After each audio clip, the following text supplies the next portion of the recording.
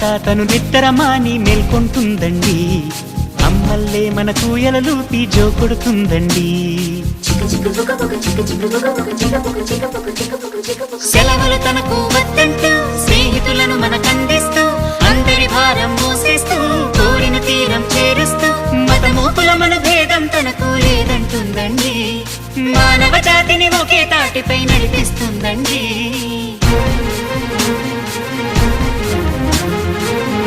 Chicka chicka